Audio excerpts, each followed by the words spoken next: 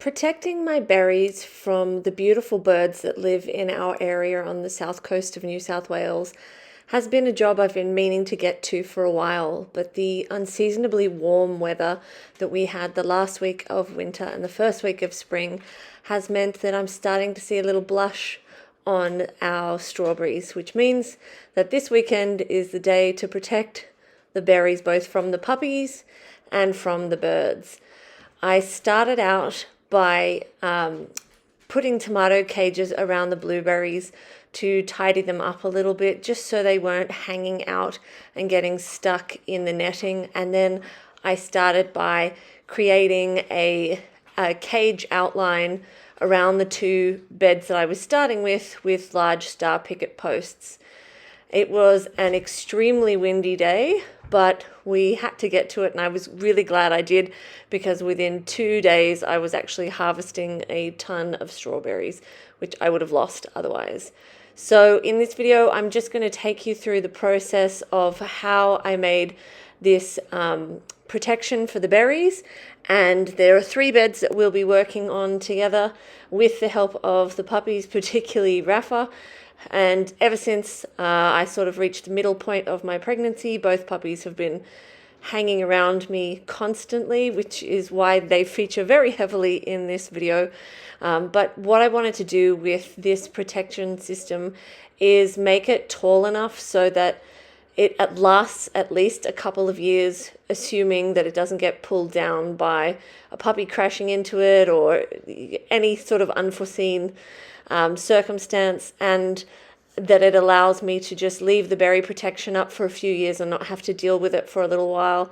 I'm going to be a single mum in the middle of our summer season, so I don't want to be dealing with berry protection at that point.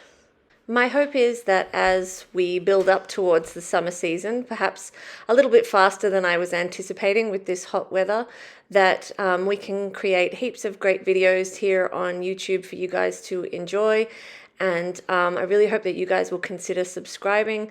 I'm hoping that by the time I get onto maternity leave that I'll be able to get up to 1,000 subscribers, which will enable me to start earning an income off this channel, which will hopefully help me prolong my maternity leave, or hopefully eventually be able to work from home so that I can be more present for Bub as a single mum. So I would really appreciate any likes or subscribes to this channel. It would really mean a lot to me. But I hope that you guys enjoy this video. It took me a lot longer than I thought it was going to create these supports. And I really wanted to make them as sturdy as possible. As we transition into spring, we always get huge coastal winds where I am. And actually a couple of days later, we had a multi-day windstorm where wind gusts were up to 100 kilometers an hour, which is pretty significant.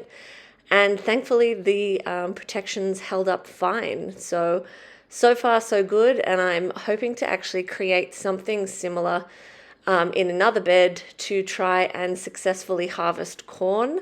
Last year when I planted corn, it looked beautiful, looked so healthy, I was so proud of it, but the second it started to actually create any sort of food, the bush rats came and ate them all.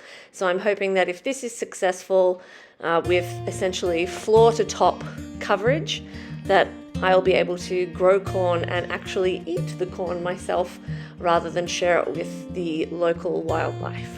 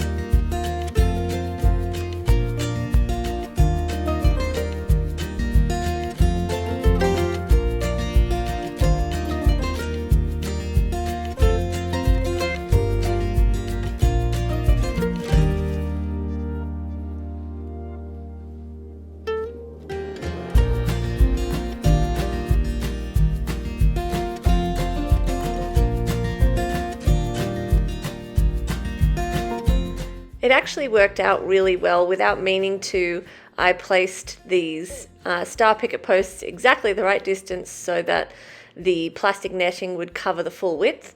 And then I was able to use garden staples to secure them into the ground to try and prevent any little critters crawling in and under.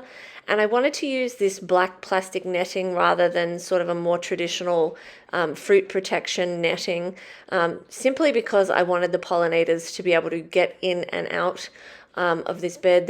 You see them all over the strawberries and all over the blueberries all the time, and I didn't want to compromise either our pollination rates or to have poor little bees get stuck in the netting. And plus I find that the black netting rather than the white fruit netting is actually less offensive on the eye. So obviously I will reassess that if we start finding that wildlife is getting compromised in any way. But I think at least the gaps in between the grids will allow for most birds and wildlife and everything to free themselves, which is great.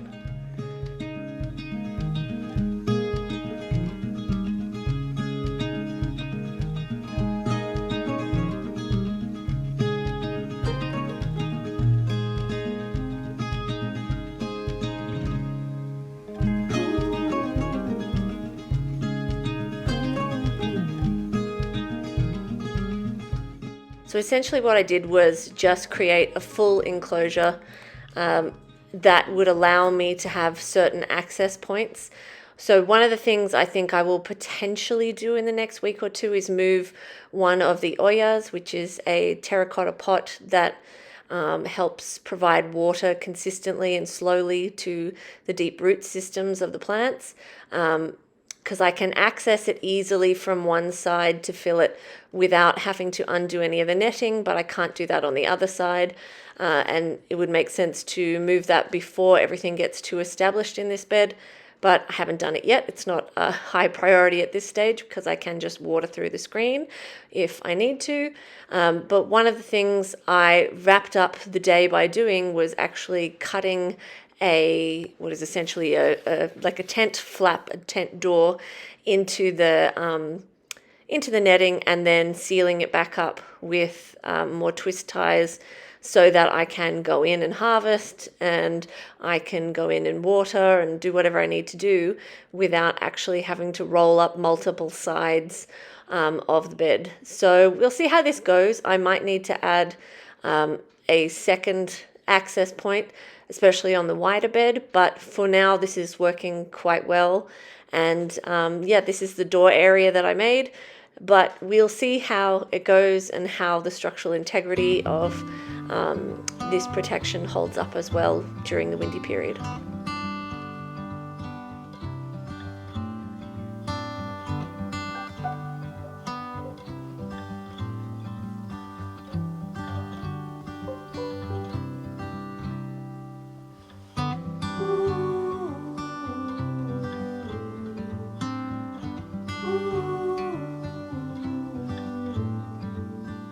Once that was done, it was time to finish the last of the strawberry and blueberry beds.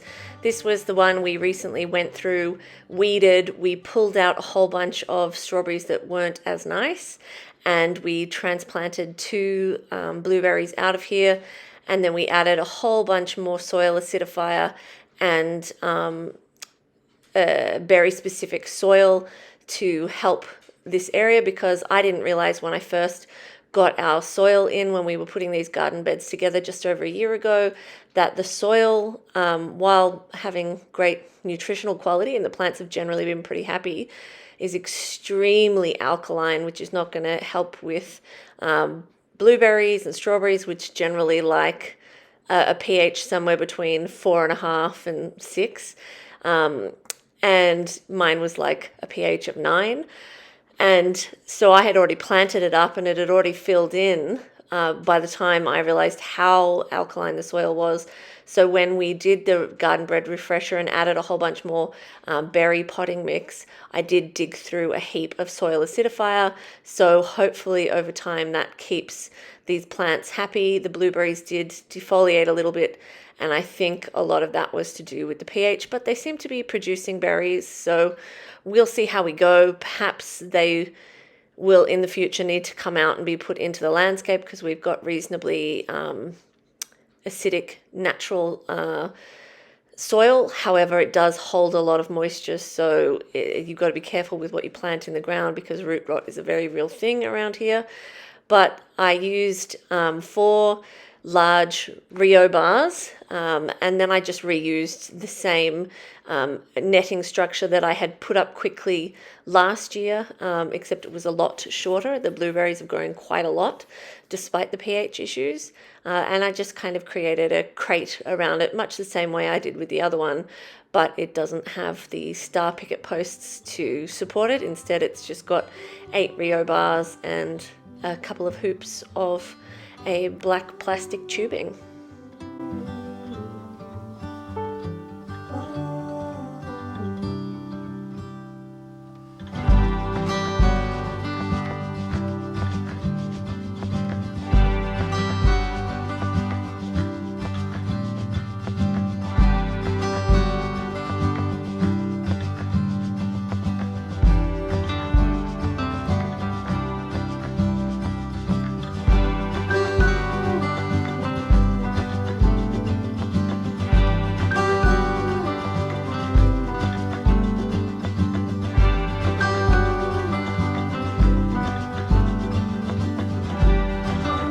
All in all, I was really happy with the way the bed protections have turned out and the way they've held up to our crazy weather of late. And they seem to be doing a pretty great job of keeping the pests out, which is the primary goal. They're also doing a very good job of keeping the puppies out. And I'm really happy also with the aesthetics of how they turned out, because I wasn't thrilled with this area last year, but it was just a quick fix that I put up last year. Because we had beautiful king parrots that wanted to share the strawberries with me, which in a way I don't mind, but in a way I kind of do. So hopefully we'll get a bountiful harvest this year, and hopefully I will see you guys in the next video, because hopefully you've enjoyed this one. Thanks for watching.